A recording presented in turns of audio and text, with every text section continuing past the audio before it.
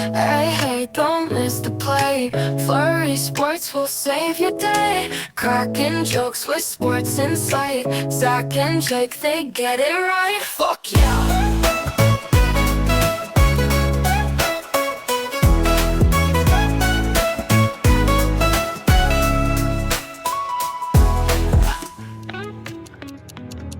Hello, and welcome back to the Sports Podcast. But more importantly, welcome to the Halloween episode of the Flurry Sports Podcast. Spooky. It's spooky season. Spooky season in the NFL year as well. Terrible games. That's kind of the theme of the spooky season. No, like we'll get into it maybe with our headlines. Historically terrible week, actually. The only close game was the Jets and the Bengals. And was that game good? No, like there was nothing good this week. Jake is still in France. I'm sure he's yucking it up over there with the French people. That sounds like my absolute nightmare. So hopefully he enjoys it more than I would. But he'll be back next week. So Luke is back again this week after informing us with the NBA season last week, including making sure we all set our focus on, like, if you are caring about the Portland Trail Blazers at all, you said it perfectly. One word to describe him is Chauncey. Mm-hmm. Bingo. You nailed it. Yep. Yeah. He's the only thing that has any relevance with that organization right now. And he's just such an incredible NBA guy in the NBA. He's an awesome player. You know, it seemed like he was doing something in Portland with the coach, and now he might be in jail for like 10 years. Yeah. A lot has happened since last week. And the NBA took over headlines. Just not in the way that Adam Silver, I think, would have hoped. But boy, I think that came out on like Tuesday. I think that came out like right after the show. Kept pouring. What was that? Came out after game one. So yeah, Tuesday night. Yeah, that was insane. What I'm gonna say, the only thing I'll have to say about this is, why are we bringing up Kevin Garnett? I know. Leave him out of it. He was at a poker game where they were also at. Cool. Right. Who cares? Like, is playing poker bad? No, I play poker. Well, I think the reality of what it was is KG might have got ripped off. Right. Imagine being the people who got ripped off, how pissed off he'd be. Right. And we're naming him as if, like, along with the people who did the crimes. Right. Like, don't throw him in now. Throw him in later if you need to throw him in. People are be like, I can't believe Kevin Garnett did this. First off, if we're mad about Kevin Garnett playing poker for money, let's talk about this really quick. Didn't even think I was going to bring this up. Josh Allen hosts poker night at his house for a team that they call themselves Bills Mafia. Doesn't get more on the nose than that. Interesting. I didn't think about that. Yeah, maybe we're breaking news here. Maybe we should look into that a little bit. In Buffalo too, which I feel like has ties as well. Yeah, that's on the way up to like Toronto. That's definitely a stop. Yeah, he didn't deserve MVP last year. Maybe that's tied in. What's with Lamar Jackson being fully healthy and then ruled out? I don't know. Maybe all of this is tied together. Yeah, my only takeaway on this is the NBA just continues to be the best reality series in like human history. And then the other thing that I saw a tweet, that's one I wish I could give credit. I don't remember who said it. But they said in David Stern's NBA regarding Michael Jordan, if you got caught from gambling, they just send you to go play for the White Sox. There would be no investigation. No, I think that's fair. That's good. I mean, we could still do that. I think it's still relevant today. Mm-hmm. Yeah, fair enough. So NBA, I mean, I feel like it feels weirdly like the Shohei thing, obviously to a lesser degree, but it's like the biggest story is not the sport. And then now the story's dying down a little bit, dying down fast. And now what's left? Like, Luka's not even playing. Like, there's nothing really left right now with the NBA. Right. Like the story is kind of shrouded how like incredible the first week the NBA's been. Like, we've had multiple 50-point games. Like Giannis is the first player ever with 100 points, 40 rebounds, like 20 assists or whatever through the first 3 games. Luka's doing incredible things. And I would like to say that take out this whole gambling thing. If you're just looking at it as a whole, like, this is the best first week probably in NBA history. LeBron James isn't playing basketball right now, which is incredible. too. Yeah, weird. Yeah, weird how that happens. Yeah. Unfortunately, Anthony Edwards is no longer playing basketball for a while either. A lot of people went down. I'm not. Yep. I don't know. I'm getting bummed out with injuries across the board, across every sport. Yep. Also, including in the bummer news, our friend Brian Kelly got canned from LSU, which you hate to see that. You absolutely hate to see that. So, Brian Kelly's been someone we've talked about on the show, Jake and I, quite a bit. We have a segment called Bearing the Lead, which we bring up old sports stories that have been forgotten about. Brian Kelly showcased himself on there a couple of times over the years with some interesting tidbits. And people have been saying, oh, aren't you happy that Brian Kelly got fired? You hate that guy. And I'm just here to say, no, I'm bummed out. Yeah. Like, he has to tuck his tail between his legs, take his $52 million to walk away. That's not the Brian Kelly way. Right. That's fair to him. Like, yes, Brian Kelly did murder a kid at Notre Dame. He made him go up in that loft to film practice or whatever. Too windy. Every other school was practicing indoors. Brian Kelly needed to practice outdoors, and he did kill that kid. He did do that. But sure. And we all remember when he left Notre Dame abruptly, texting all the players in a mass text, 2 a.m. In the middle of the night, like, hey, I'm out. And then the next morning, he did meet with them for 11 minutes. He gave 11 minutes out of his time to meet with his team before leaving town. That's great. That's great. And people criticize him for that. People criticize him. Like, we're Packer fans. Matt LaFleur used to coach for him, and he did invite him. Kelly invited Matt LaFleur and Robert Salah when they were on his coaching staff over for the party at his house, and they weren't invited to the party to partake. He made them shovel outside and park cars. They didn't know that. But you got to pay your dues. Right. And I think Brian Kelly kind of taught them that. Look how much success they're having now, probably attributed to Brian Kelly. So he did do that, whatever. It is what it is. He doesn't subscribe to the fact that players win games, coaches lose games. I mean, every single time, I think Notre Dame, LSU, Cincinnati, whatever is lost over the years, there was a player to blame, and that's not his fault whatsoever. So we're mad at him for losing games. Just listen to what coach had to say. It was oftentimes Deshaun Kaiser's fault after he passed for like 400 yards. It was a million other people's faults. It is what it is. It's not his fault that he shoved a coach on the sideline in 2015, Luke. Just listen to him. He was getting too close to the sideline.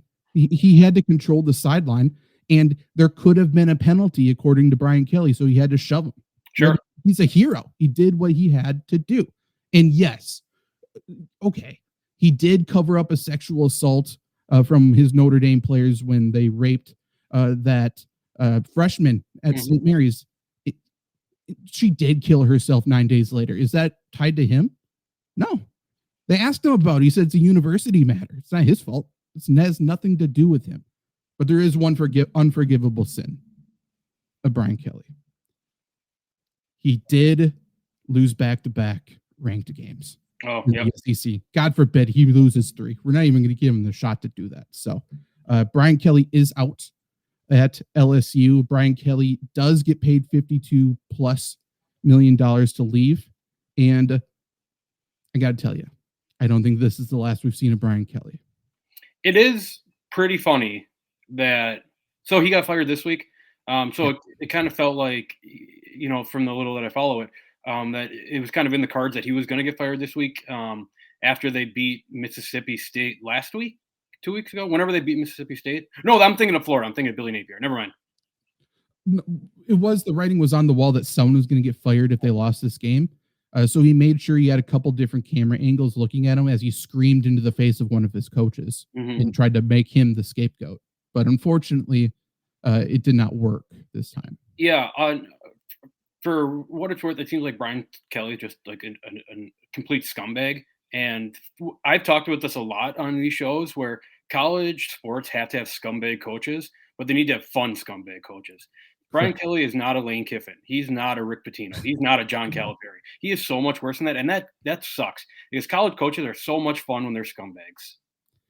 100% agree. College basketball is the best scumbags that you just absolutely hate them, but they move the needle.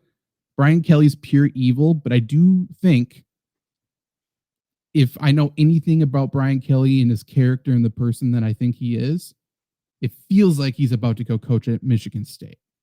Ooh. He feels like a Big Ten guy. Ooh, I don't know. Yeah. Don't love that. But like he feels Penn State's opened up. I don't know if they're going to pay him the money. He would be great for Penn State too. They've sort of had a checkered past with coaches, I would say. Mm-hmm. But Michigan State recently, other than Izzo, who also, again, is sort of a villain, but he's a fun villain. Right. He also shoves players, so I think that would be fine. I do like Izzo, though. I do love have to say. Yeah, for sure. I think Brian Kelly and Izzo together would be a nice wombo combo. That'd be something. It's going to happen. I'm calling my shot. Okay. I think that would be great. That or maybe he gets into the NFL. What about, let me throw a wild scenario at you here. Okay. The Indiana coach. Cignetti. Does he go to anywhere else? There was rumors after that Oregon win, so then they extended him. So no. Okay. They gave him so much money. Okay, because my line of thinking is Cignetti goes somewhere and Indiana goes back to being, a dog shit team, and Brian Kelly ends up there in like 2 or 3 years and kind of is, part of the rebuild that never gets rebuilt. I mean, you could just tie that exact scenario to Nebraska. Right. It sounds like Matt Rule could go to Penn State, and then he would just go to Nebraska and ruin them. That'd be great. Yeah. There's also rumors of, I can't remember his name. I think it's Marcus something, who took over for him at Notre Dame. I almost wonder if he leaves, it would be such a Notre Dame move to bring him back. Yeah. Because they're already villains anyways. Right. Who is the Notre Dame coach? Maybe, was Brian Kelly coaching Manti Te'o? Yeah. Okay. That's what I'm thinking of then. Yeah. Manti Te'o too. I mean, he was the first catfish person in human history, but we canceled him for it, which was the greatest thing. I know that got the shine that it should have, and it came out with Netflix did the documentary on it and everything. That is still one of the craziest stories in human history. He dedicated his life to someone who didn't, or the season to someone who didn't exist. It blew my mind at the time, but it just also feels weird where it's like, that's a red flag. We can't have him on our football team. Right. The dude's not about ball. Right. Let's take everything away from, and it did ruin his career. He was fine in the NFL, but he was an animal in college. People forget how good he was at football. Third in Heisman. Yeah. Linebacker. Yeah, he was crazy. And Pater, what's up?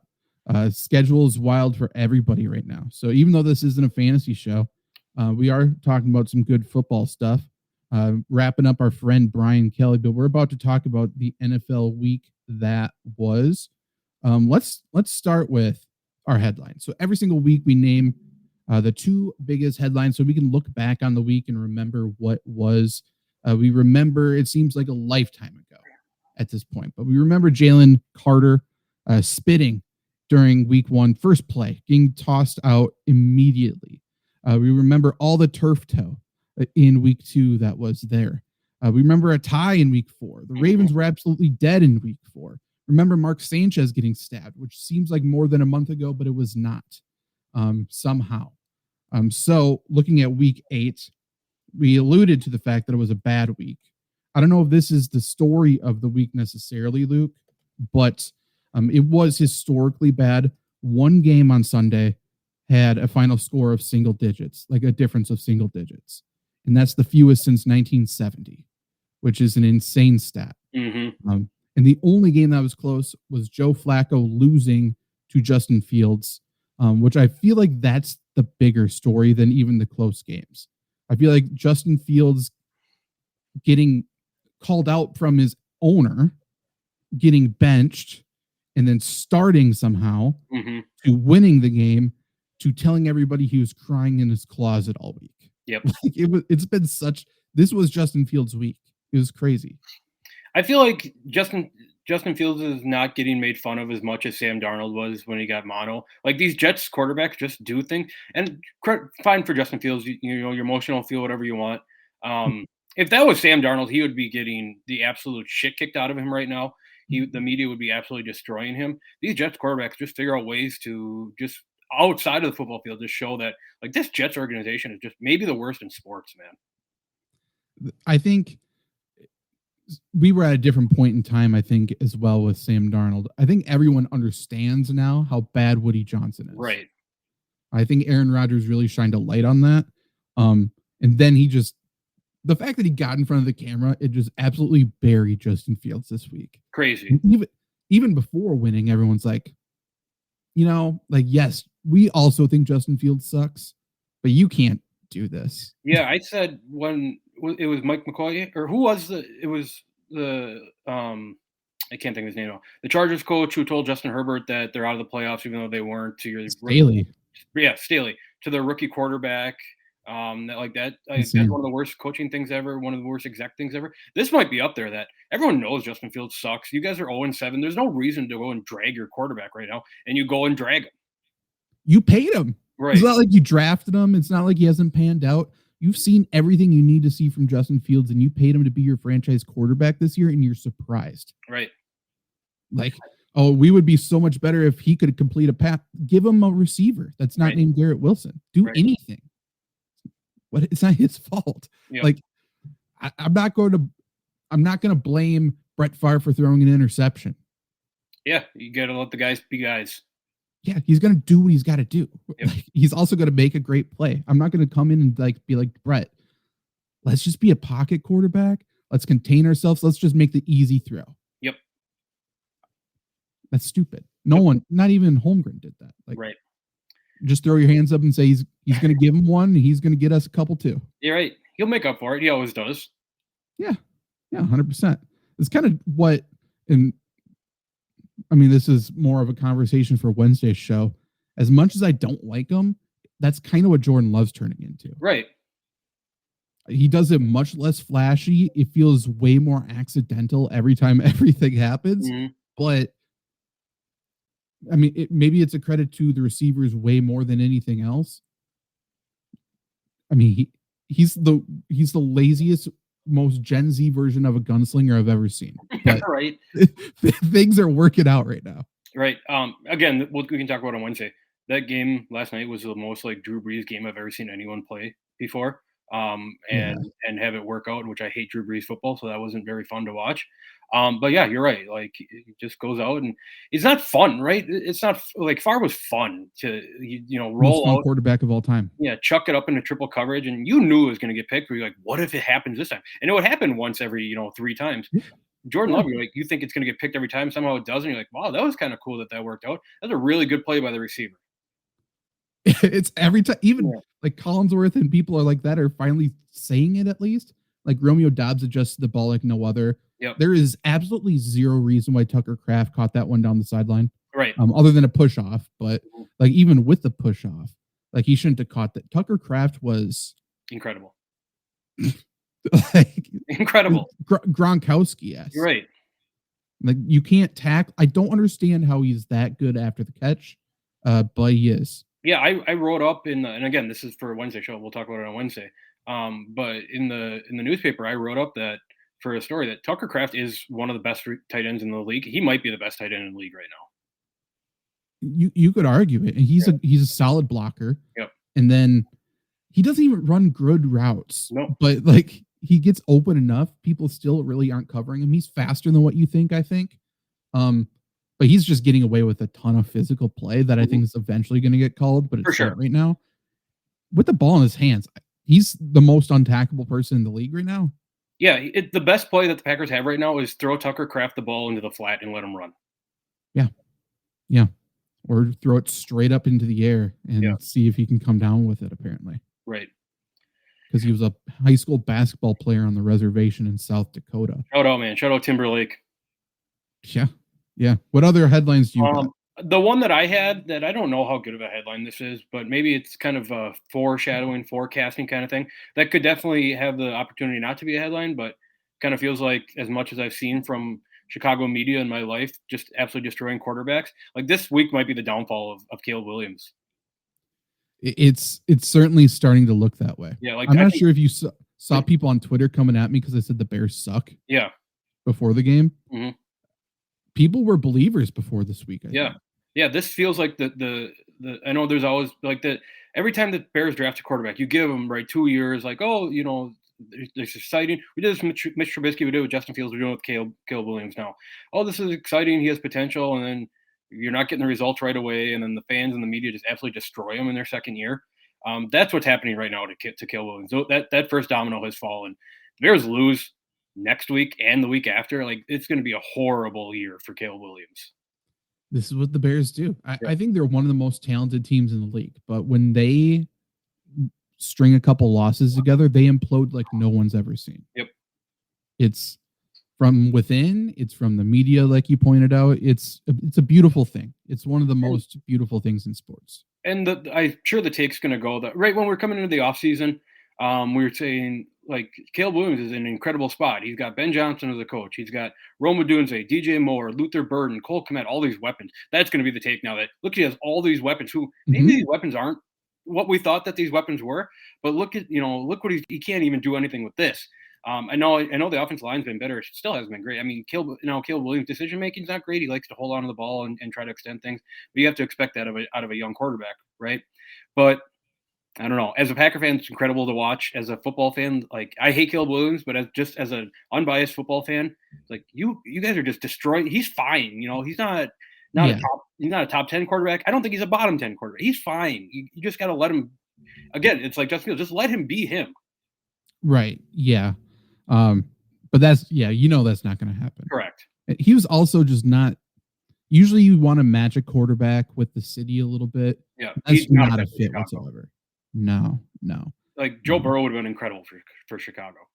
Yeah, 100%. He's great for Ohio. Similar mindset. But yeah, if I'm waiting for Caleb Williams to be spotted crying on the sideline because it's going to happen and he's going to get destroyed. Correct. Going to love that. Tied in with Tucker Kraft that we talked about. I do think it was National Tight End Day on Sunday. I'm still very much, mixed feelings about whether I like the national, like these holidays for positions. I don't know. I do like the thought of the tight end one, though. I just don't like other positions necessarily adopting it. But it was National Tight End Day Sunday. Tight ends across the league played out of their mind, obviously highlighted by Tucker Kraft. And I do think it's becoming like an actual thing. Like every single year now, we need to start just betting every single tight end parlay as we can. Yeah. They're getting featured. And for whatever reason, defensive coordinators aren't understanding that, like, hey, maybe Chicago's going to throw it to Colston Loveland the first play. Maybe this is going to happen. Like tonight, Travis Kelce's going to catch a touchdown. Yep. It's the day after National Tight End Day. Yeah, in my my home league, 12-team league, 2 flex spots. You said we're in tight end. 12 teams. We started 20 combined tight ends. Like everyone was in on this. It's so obvious. Even like Gunnar Helm is catching touchdowns. Right. He's rising in terms of his role too. Yeah, Charlie Kolar. Yeah, that's the tight end we were all hoping from Baltimore would catch a touchdown. That's good. That's great. Even Jake Collins just got away with stealing one from George Kittle, but whatever. They both scored. They did. Yeah. If I assume George Kittle scored on every single one of these days, I would imagine so. Year. Yeah. If not, like, I don't know. I feel like that would be the sign of the end for him. They would have to. That just means he's dying or something. I don't know. But yeah, I do think National Tight End Day was great. It was good performances. Take on National Tight End Day. Sure. And I don't know how popular of a take this is. I want to preface this by saying I love the tight end position. I think they're some of the most fun players in football. I think they're as athletic as any player in football. The position as a whole, I should say. I would be fine. I like the idea of National Tight End Day. I would be fine if I went the rest of my life without hearing the words National Tight End Day again. Yeah, that's kind of where I'm at with the whole position holidays things. I hate that last week was the running back one that you're trying too hard for no reason. Right. What I like is making tight end cool. Yeah, which for sure. This era is undoubtedly done, right? It's like people are trying to be tight ends now. Before it's like, okay, failed lineman, I can become a tight end, and vice versa. Now it's like tight end's a featured position in football. They're starting to get paid like a featured position in football, and they're bringing attention to it. So I love the way it was started. Yep. But to your point, I get it. Yep. Like, let me know. Let me know each year, like, hey, this is the week for that. We're all going to celebrate it a little bit, but you don't need to talk about it every drive. National Tight End Day has been talked about more than Halloween. Legit, yeah. I mean, yeah, we don't need to be like circling players beforehand. It's like, oh, he started National Tight End Day. Let's see if he gets one here. Like, I don't know. We can bring it up after it happens, maybe. Maybe it's a cool little thing. And then at the end of the day, we can tally up all the touchdowns or something. Yeah. But yeah, little weird. Anything else of a big takeaway? Maybe to get your thoughts on this one. Mike McDaniel save a job this week? They are playing on Thursday, right? Yeah. So they do have a long week. So if they lose, maybe there's still a chance they do something. But he needs a good showing on Thursday.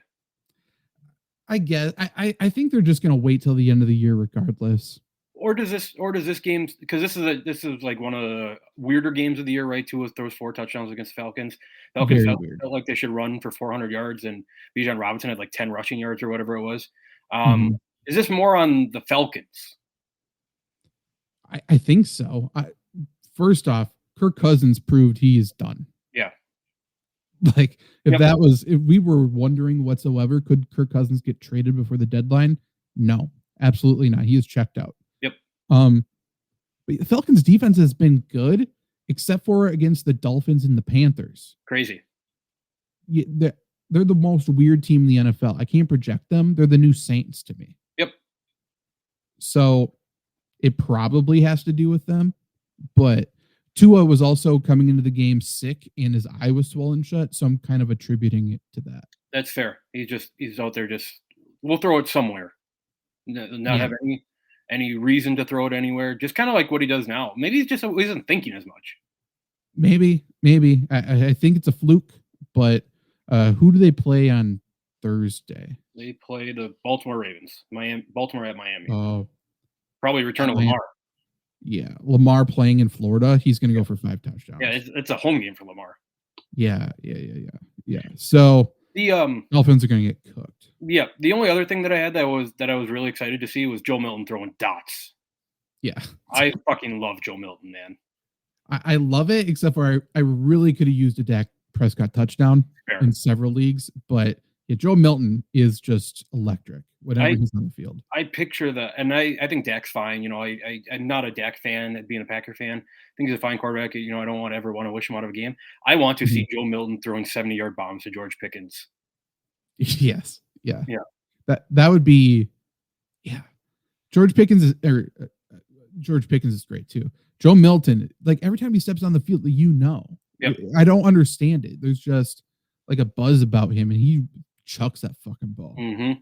It's like the hardest throw I've ever seen in my entire. Like growing up, I watched Brett Favre, Aaron Rodgers, probably the 2 strongest arms of all time. Joe Milton is like makes those guys look like they can't throw a football. Oh no, he slant route. He's throwing it through the guy. It's incredible. He's winding up. It's like an overhand right. It's insane. It's incredible. Yeah, he's outstanding. Hey, real quick, shout out our guy Mac McClung, just signed a multi-year deal with the Indiana Pacers. Interesting. Good for him. Yep. Was he already there or no? No, Philly. He was somewhere. He was on a 2-way somewhere. But Mac McClung, I think he's won 2 or 3 slam dunk contests in a row. I think it would be an incredible thing to say, like, he's never going to make it in the NBA. He's not big enough. He doesn't play good enough defense, whatever. He's a fine player. It's going to be incredible when his career is done to say, I was the best slam dunk contest participant of all time. That's an incredible legacy to hold. That's true. It hasn't been cool since, like, I'm just trying to think of like people who weren't really that good in the league, but were great slam, like Gerald Green was kind of that. Yeah. Like Nate Robinson's probably better than that, but he kind of fits that a little bit. Yeah. Terrence Ross had some cool dunks, but he had a 50-point game. So true. Zach LaVine's still just a dunker to me, even though that's not his game anymore at all. Yeah, Zach LaVine rightfully won the 2016 dunk contest that everyone thinks Aaron Gordon won, but that's for a different conversation. Yeah, that was insane. Between the legs from the three. I've seen Zach LaVine dunk in person a couple times, like down close. He floats. It doesn't feel real. Yeah. Something suspicious about it. I don't like it. He's got moon shoes, I think. Maybe. Yeah. Maybe. Yeah, I don't know. Okay, so let's decide on our 2. Probably National Tight End Day for sure. Probably. I was thinking Justin Fields for sure. Like, that was just such a weird story. I think so too. Justin Fields, I'm going to say Justin Fields benched, started, cried. Which was a weird press conference. The way he started it too, like I was in the closet. I'm like, oh no, what's going to happen here? Right. Like, Justin, not the time. But yeah, just sad text from his family. Be like, did you see this? Weird thing. No, I didn't. Thanks. Yeah. Thanks for showing me that. It was so weird. Yeah, we can go tight ends pop off. Yeah, I think I think we put if we can do like a an asterisk, put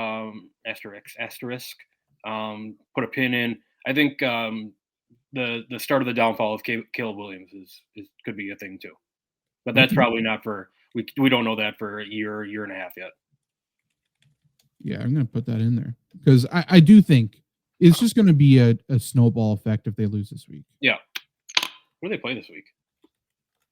I don't know. At Cincinnati. They have to win that game. That's a must-win for Chicago. Yes, it is. And Joe Flacco's running for touchdowns now. I mean, right. It's not going to be good for them. Okay. Before the show, this is something we talked about off air at one point, but I decided to do a little bit of football research so we can tell everybody who is probably winning the Super Bowl this year, Luke. I like to make people free money. Yeah. And that is what we're going to do with this. Free money is the best money. A couple of years ago, I figured out how to predict the NBA MVP. Oh. In the NBA champion. Maybe we'll bring back that algorithm again. It was pretty. It was a king of the hill situation. Yeah. Whoever's the highest scorer, you become the MVP, and then you carry it through the rest of the season. So I like that. And there was also an NBA Cup thing at one point a couple years ago. So we'll see. But this is real research. We also predicted the Women's World Cup correctly. Oh, that kind of go under the radar that the United States, like, they didn't win the World Cup last time, did they? United States women? No, they got booted quickly, and everyone's like, these women's sports fucking stink. Yep. We never liked them anyway. Yep. But I feel like just me. I feel like United States women, you would think about, wow, they're like have like 10 World Cups in a row. Like, no, they weren't even close last time. No, they were bad.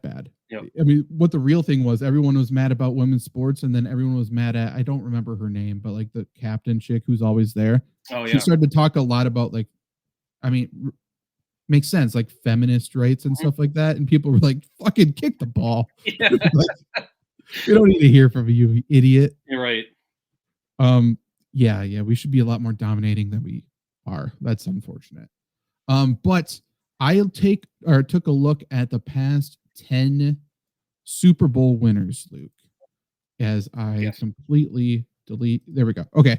And what I wanted to see is there a pattern between bye weeks and Super Bowl winners? There has to be.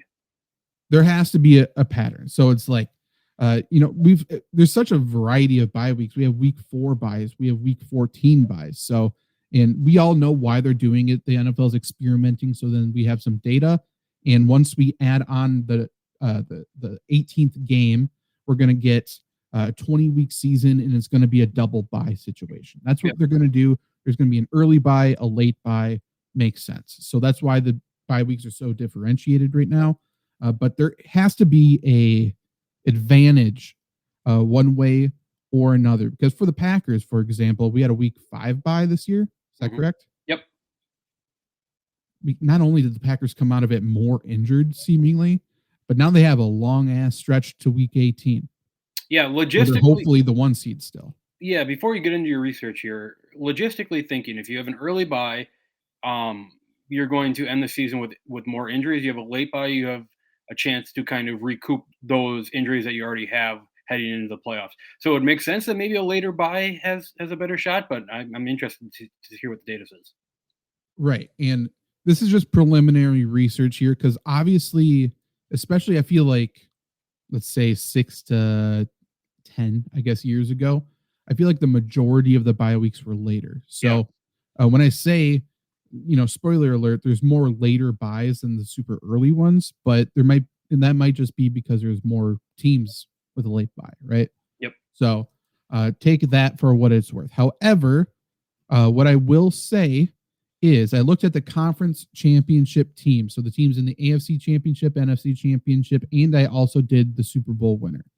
Now, in terms of just teams who made the championship game, it is spread out a decent amount, but the most common bye week in that game was week 11. 15% of the teams, week 9.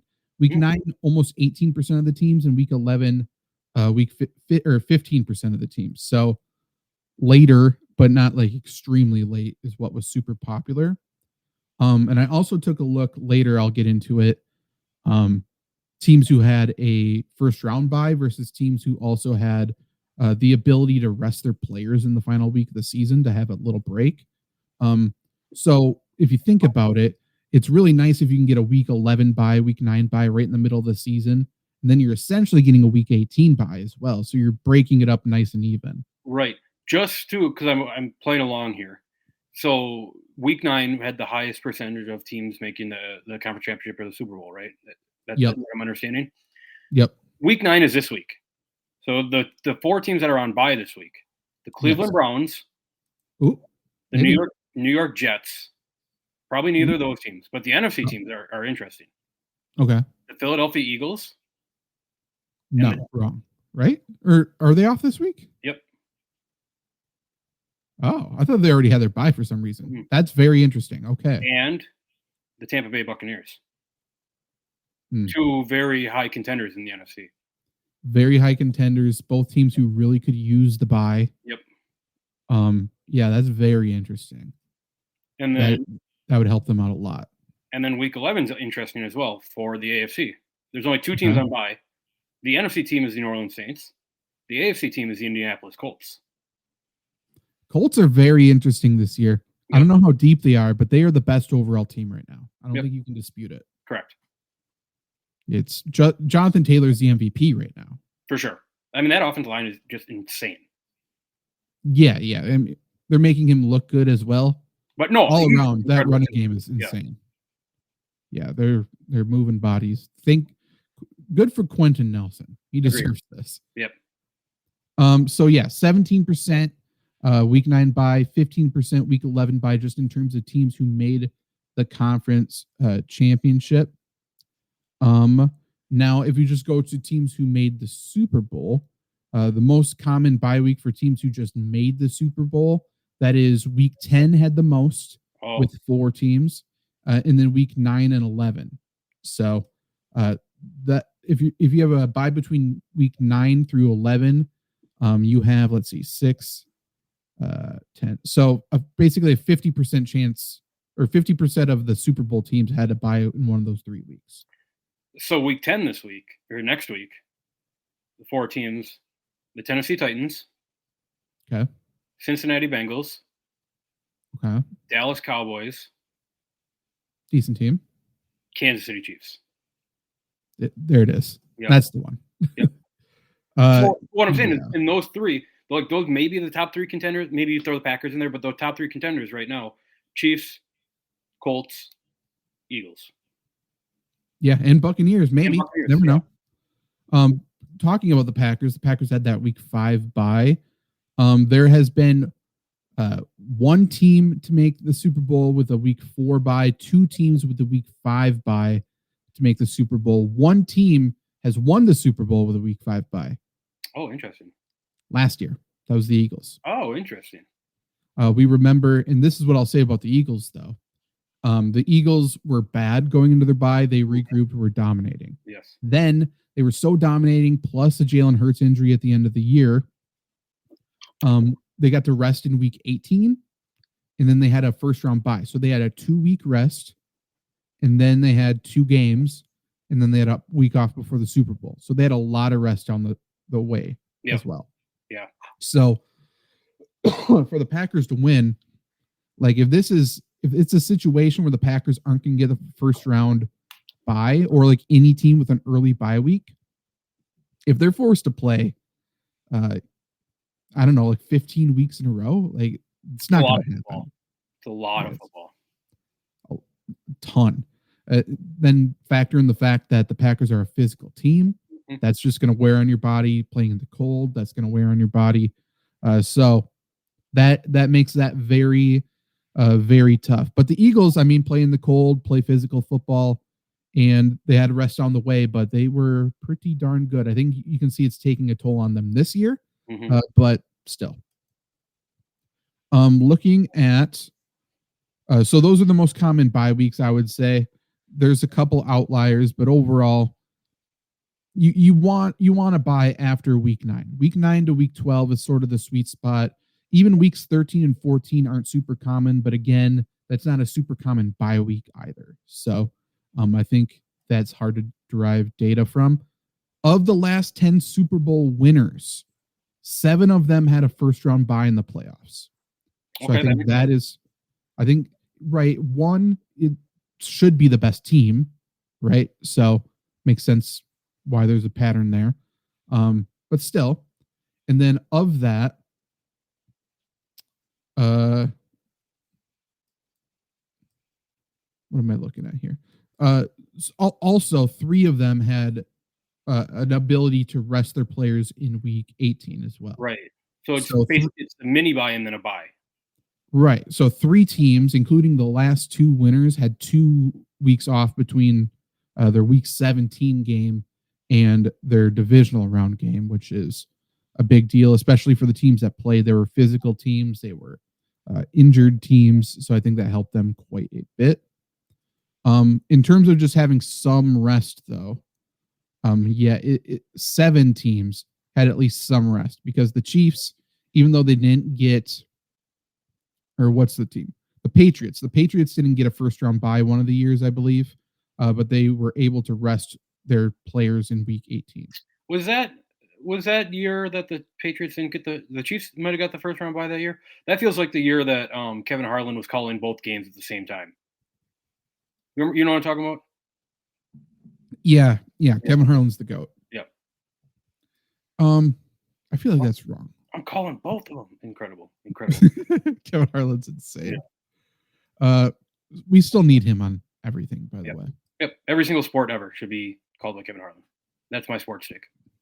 Yeah. I think that's very, very fair. So 7 teams, 7 of the last 10 got at least some rest. So if we get to the playoffs and you're like, started the playoffs, let's make a bet on a Super Bowl champion. You'll have your data in terms of, did they rest their players in week 18? If yes, then I think they're still in play. Otherwise, I think you have to bet on one of the teams that had a first round bye. I don't think it really makes sense to bet on a wild card or something like that. Right. It's interesting, right? Because when you break it down and think about it, just as a whole, I guess it makes sense to bet on a team who has a bye, right? Because they have one less game to play. They're already in, the Elite Eight, I guess what you could call it. But that's always been a conversation, I guess, with the Packers, because I've seen the Packers lose games after having the bye. Whether you're excited about the rest, or do you get rusty after not having a week? Yeah, and for whatever reason, the Chiefs have always found a really good way to bounce back after a bye. Yeah, it depends on the coach. Like, Andy Reid's record after a bye, John Harbaugh's record after a bye. But I'm sure there's situations where they just are completely flat. I just don't know which coach that is. But I'm sure Mike McCarthy is a good one. Yeah, I actually could bring up a team's straight up record for the past few years here. Let's see. Where do I find it on this data? Trends. Let's go since, what year makes sense? Let's go since 2015. Win-loss after a bye. So this is a blanket statement. This isn't a coach, but the Bears are 2-1 after a bye. Now, I would say they're probably not very good before the bye either, but it does kind of make sense. I feel like the Bears, they get to sit at home, listen to the media, bad vibes going into the bye, and then it just stews and gets bigger during the bye week, and then they're terrible. The Bears are a classic team for this joke that's really turned into a Facebook joke that only old people say, that old people think is really funny. I saw it this week that the Raiders lost to the bye week 35-10. Like, that joke's not funny anymore. That's a Facebook joke. Yeah, it's not good. Yeah. That's stupid. The Bills since 2015 are 12-0 after a bye. Oh, interesting. Never lost. So the best teams are the Bills 12-0, the Chiefs 13-3, the Ravens 10-3, the Steelers 9-3, the Titans, so Vrabel, 8-3, Colts 7-3, Dolphins 7-3, Philly 8-4. Interesting. So pretty good. With a rest advantage, though, the Chiefs are 35-11. Jesus, pretty big. The Falcons are 20-7. The Bills are 23-9. Teams that are the worst: the Jets are 8-26 with a rest advantage. The Browns are 9-22. The Raiders are 10-18, and the Commanders are 12-21. This one, for whatever reason, makes sense to me. The Bengals are 11-18-1 with a rest advantage. Yep. Yeah, they feel like a team that needs a rhythm. Yep. And they don't come out hot. Yep. I mean, they start the season bad that way too. Yep. They need to play with some swag, and when they don't have it, all things look like hell. Yeah, completely agree. So, in other words, if you are betting on a team to win the Super Bowl right now, like Luke was talking about with these bye weeks in weeks 9 through 11 here, we're talking about the Chiefs. We're talking about the Eagles. That's probably the most common Super Bowl pick going into the year. Makes sense. That was my Super Bowl pick. Yep. The Buccaneers. And the Colts. It was the Colts are week 11, I think you said. Yep. Cleveland Jets, probably not. Dallas, probably not. But if they can get hot. Yeah. Bengals, no, probably not. Tennessee, probably not. And then New Orleans, probably not. Right. Yeah. I still think if we are putting out best bets, I still think Ravens to make the playoffs is a good bet. But they feel like a team who's going to get really hot, make the playoffs, get kicked. Yep. For whatever it's worth too. Whatever it's worth too. If Chargers look good on Thursday, offensive line starting to get healthy again. Receivers are starting to play well. Justin Herbert looks awesome. They have a week 12 bye. Denver's got a week 12 bye. Those are two very interesting. Those are two tough teams. Yeah. If they're on their shit, they will be good. Denver's defense looked like the greatest defense of all time this week.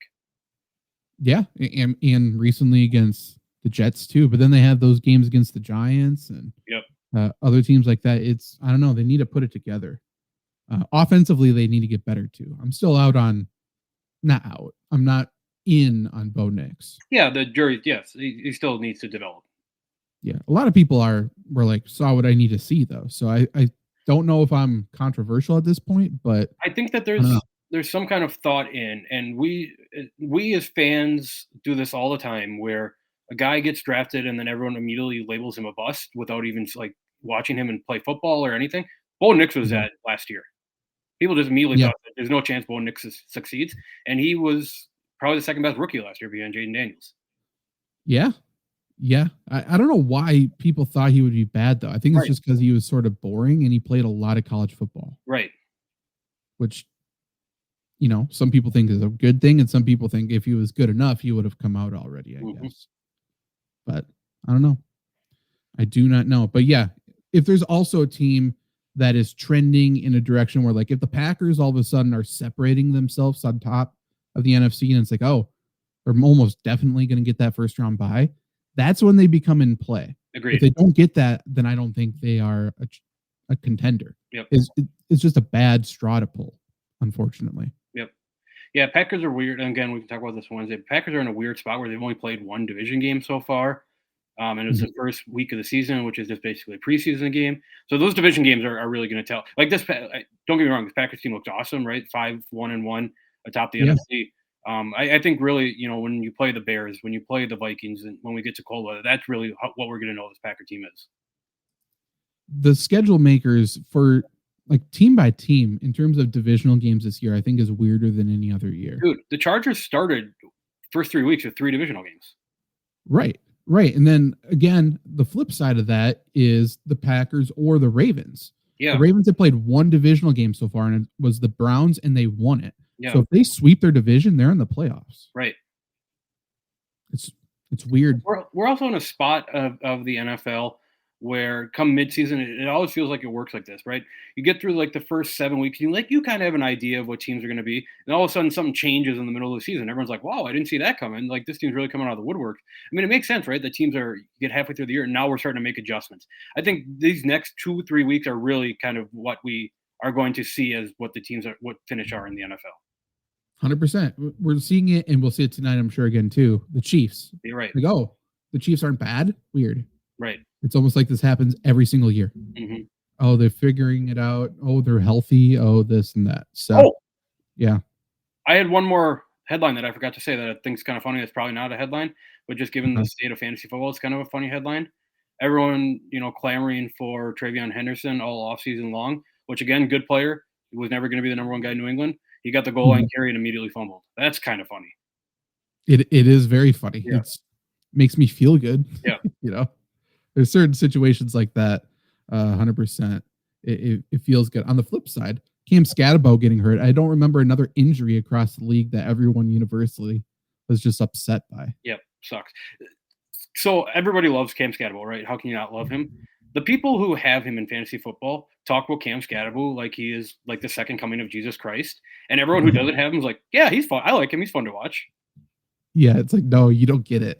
Right. I drafted him in the 11th round, man. Right. Like, this guy has saved me. It is kind of how I feel. I have him and Judkins on my team. Oh, so this week was tough week. But yeah, it's like my rookies, my boys, like they've grown up already in front of my eyes, and now they're just gone. Right. I hate it. I can't take it. Yep. But yeah, we have made you money, and now it's time for us to put our money where our mouth is with our Aaron Rodgers knowledge. So, what we are going to do, we have a little quiz here, and it looks like it was updated October 7th. We are going to try and name every single player to catch a touchdown from Aaron Rodgers. There are a couple Steelers ones on here, but again, this was updated through week 5, as of week 5, 2025. So we don't have that 3 or 4 touchdown tight end game a couple weeks ago, unfortunately. Are you ready? Yeah, I think we're going to do well on this. Is there a time limit? I don't think so. Probably if you hit play, the clock will come up. Okay. All right, yeah. Let's see if we have to spell it correctly. I feel like that could be the downfall for a couple of these, but here we go. 6 minutes. Oh, shit. Okay, Devontae. I think we're just throwing Adams. Okay. Adams. Oh, thank God. Okay, Adams. Nelson, Driver. Nelson, Cobb, Driver. Jennings. Jones. Oh, we got a couple of Jones. Green Bay Jets is going to be Lazard. Oh, yeah. Green Bay tight end. Finley. We got Rodgers. Tunyon. I'm sure we got a Metcalf in there. Wilson. Green Bay fullback's going to be Kuhn. Got a Ripkowski too, don't we? Yeah, I think we have a Corey Hall as well. Nice. We're up to 17. And a Harold Fannin before Harold Fannin, Spencer Havner. Oh. Sorry. VNER. Oh, VNER. There we go. Okay. Other tens. Allison, probably Taylor. Jeff Janis? Oh, yeah, for sure. Mercedes Lewis. Grant. Donald Lee. Oh, yeah. Lee. We got Jamal Williams. Another running back. Did we get a Sammy Watkins at all? Probably. No. Okay, that's sad. Yep. Packers receivers. We got a. Oh no. Okay, we got Starks. Brandon Bostic. Eddie Lacy, Bostic. Dominique Daphne.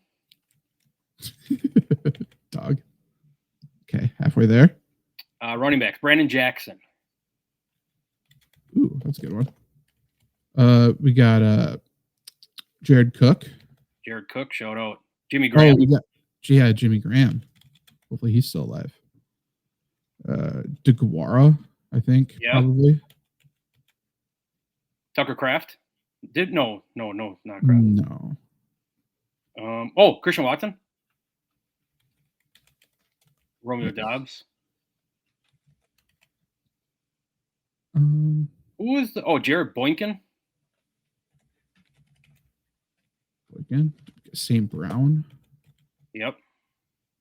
Who's 14 here? Yeah, I'm trying to. Somebody big we're missing. Yeah. Let's go. Scantling. Yeah, Valdez Scantling. Steelers. Okay, nice. Jalen Warren. Oh yeah, Warren. Austin, maybe. Yes. Jets. Did Braylon Allen? I think Braylon Allen caught a pass touchdown last year from him. Yep. Nice. A lot of tight ends. Conklin. Yep. Pittsburgh. Did we get a Darnell Washington in here? Not yet. No. Probably Freiermuth or Jonnu Smith, then I would guess. Nope. Smith. There we go. Nice.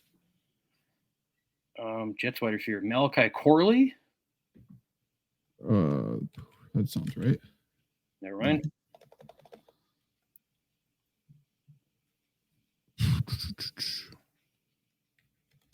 We did Wilson. We never got Jawan Winfrey, right? No. I feel like I'm spelling that right. Okay. No. Calvin Austin? I got Calvin Austin. Gibson. Oh, okay. Sternberger. Yeah. Tom Crabtree? Oh, yeah. Goat. Yeah. Oops. What's the most?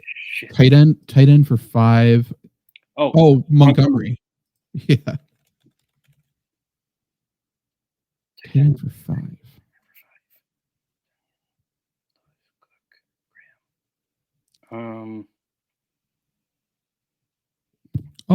Never mind. We said Wilson. Jets running back. Michael Carter wasn't there last year, was he? For the Jets running backs? Breece Hall. I think we got him with Corey Hall. Yeah. And we did Braylon Allen. Brett Swain. He was on the Super Bowl team. Maybe not. Kumaro. Oh, yeah. Nice. We drafted. So we drafted with Lazard, with St. Brown. We drafted another guy who wasn't very good. We drafted 3. Moore. Yes. No. I forgot one. You're not Jamon Moore. One touchdown. I mean, Pittsburgh receivers 1 touchdown. So who scored this year for Pittsburgh? They were missing. Not Scotty Reynolds, or not Scotty Reynolds. Scotty Miller. Ben Skoranek. I think I spelled it right. I think he scored this week. Oh, nice. You're not this week, this year. All right. AJ Dillon. Lance Kendricks. I should have got Kendricks. Yeah. Oh, we could have got a couple. Corliss is a bad miss. Yeah, it is. Justin Perillo. Love Justin Perillo. I don't have any recognition of Ravel Martin. That must have been between the transition between Favre and Rodgers, because I don't remember much either. I remember the name Justin Perillo. Yeah. Justin Perillo's He's on here. That's not fair. He's on here twice. Oh, man. We didn't miss 2. We only missed 1 for that. So this is actually 50 out of 59. Pretty good. What's the one that everyone missed the most? A couple of zeros. Havner, yeah. We pulled out the bottom ones. Yeah. Samari Torre, no one remembers. Or Kenny Yeboah. Okay. And a little interesting fact here. In the 1920s, new leader of Turkey, Mustafa Kemal Atatürk, wanted to reduce the power of the Muslim religion. To accomplish this, he banned women from wearing the hijab. His plan failed and policemen refused to enforce the new law. So he got creative and passed an edict that requires prostitutes to wear the hijab. This trick did nicely, and pretty soon hijabs were a thing of the past, or the story goes. So that's a good little thought to, I think, end the show on. Thank you for listening to the Flurry Sports Podcast. Luke, anything else to leave the people on? Yeah, I guess just because this is the last Flurry Sports Podcast before Halloween. You got a favorite Halloween movie villain? Movie villain. I do like Jason a lot. Yeah. Or no, I mean Eddie. Eddie. Freddy? Freddy. Yeah. I don't know why I said Eddie. Freddy's my favorite for sure. I like Freddy. My thing with like slasher movies and like Halloween movies, things like that. I like him when like the villain could like actually be like real, like you could actually see him in real life and could encounter him. Sure. Which I talk about it a lot, but Terrifier, like that first movie that felt like a real person. Then it got way too supernatural, which I think is great. But it kind of lost the luster a little bit. Mm-hmm. Scream has always been one of my favorite movies, not necessarily Halloween movies, but just movies in general. I think it's an incredible movie. I like Ghostface. Yeah, but one of the best villains. Yeah, but I think the heavy hitters are going to be Jason, Michael Myers. Jason is the one that does it for me. He feels like when you think of this question, your mind immediately goes to Jason. Yeah, those movies I've seen all but one of them. I haven't seen Jason Goes to Space, which I need to see. Oh, good. Really bad. That franchise is so ridiculous. It's so good. It is very good. Jason in New York is an incredible movie. It's so the dog saves the day. You're right. Spoiler alert. Yeah, on a ship going over, it's insane. Yeah. It's everything went out the window. It's like, oh, he's afraid of water, and then all of a sudden no longer. He's good to go. Have you seen any of the I haven't seen them, the Leprechaun movies? I saw the first one. Any good? I mean, no, but for scary movies, they're fun. Sure. Okay. Fair enough. Saw is an interesting franchise too. I haven't really seen those. Yeah, I would recommend watching the first one because, like, right when you think of Saw, you think of like these horrific, gruesome kills and everything. The first one's actually a pretty decent movie. Okay. Yeah, there's what, like 9? Probably so. I haven't seen the newest one. Back in high school, I went on a binge of them during, like, probably around this time. But I haven't seen much. I haven't like rewatched them or anything. Like, I think once you see them once, you're fine. But that first one is actually a pretty good movie. Okay. Really good. Do you like the psychological ones, like Shining and stuff like that?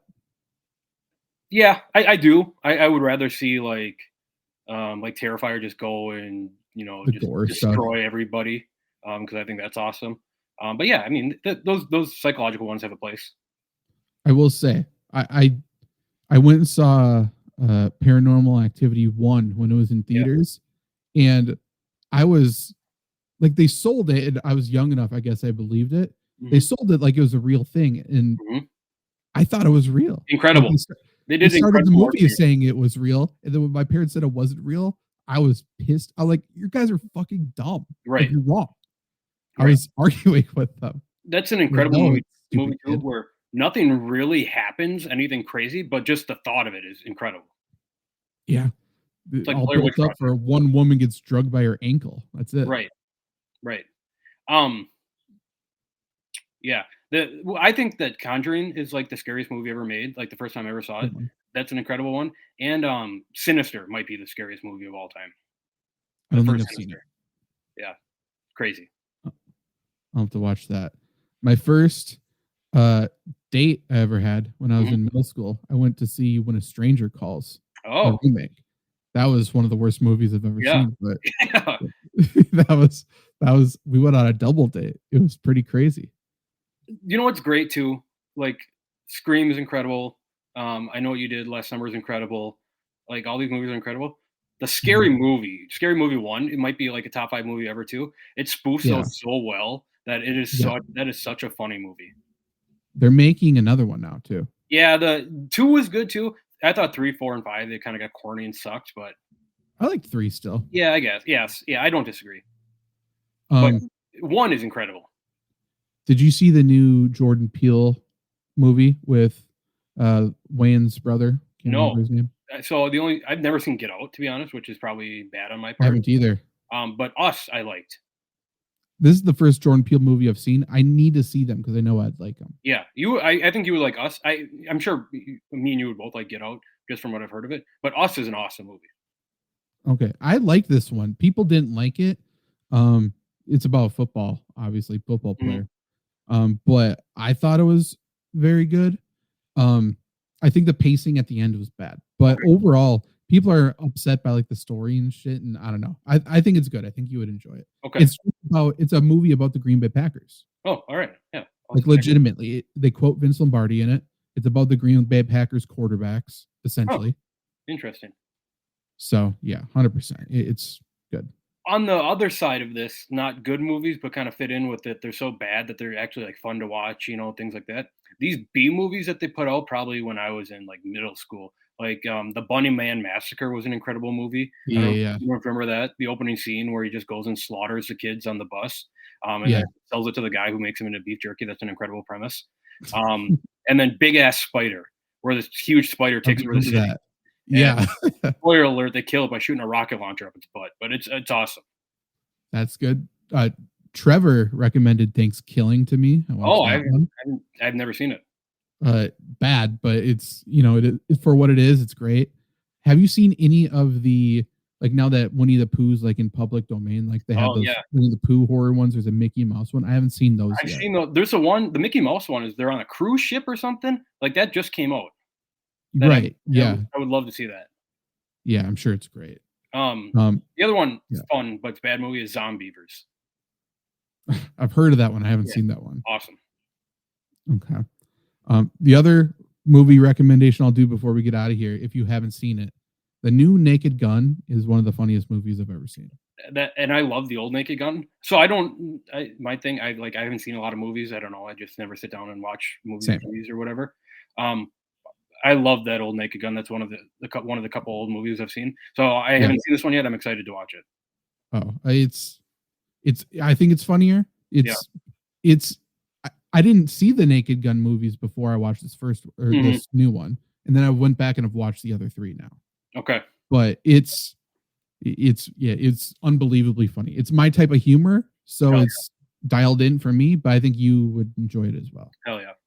Great stuff. Yeah, you need to go watch that and let me know how it is. It's streaming right now. It's on Peacock, I think. Okay. So Luke will do a little bit of homework on that, and then we'll have him back on to give his review. For sure. Okay, and Jake will be back next week. I'm sure. Little spoiler alert. What we're going to do, I'm probably going to catch Jake up with everything he has missed. And he is going to, I'm sure, have some sort of story that will piss me off about France. You should start, when you catch him up on things, you should start at like the thing that does not matter in the slightest first. Okay. So whatever. Everyone, including you, send me recommendations for that. Okay. Because there's been a lot of shit that's happened. Because he'll be gone for 10 total days, I think. And everything has happened lately. Like if you start this with like, hey Jake, here's what you missed. Andy Dalton's starting for the Panthers right now. That's pretty funny. Yeah, big deal. Yeah, that's pretty cool. That's pretty neat. I think I did message him that, because he was like, everything's happening. I'm like, yeah, we're gonna get Tyrod Taylor this week. Little did he know we didn't even get that. So, right. Big deal. But we'll be back next week. See you then. Goodbye. Peace.